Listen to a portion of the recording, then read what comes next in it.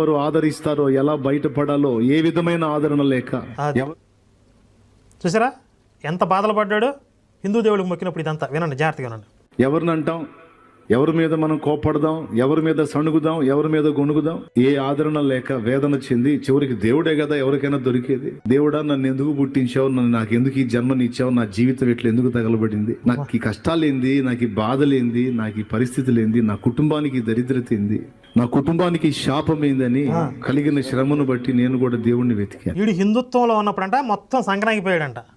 ఇంకా బూతులు కూడా వేసుకోవచ్చు సరే అని వదిలే. కానీ భయంకరమైనటువంటి శ్రమానుభవాల్లో నలిగి ఇంట్లో మరణాలు జరిగి ఆర్థిక దారిద్ర్యం వచ్చి అప్పుల పాలు అయిపోయి అతిగతి లేక రోడ్డు మీద పడిపోయాడంట. ఎప్పుడు హిందూ దేవుళ్ళకి మొక్కుతున్నటువంటి సందర్భంలో.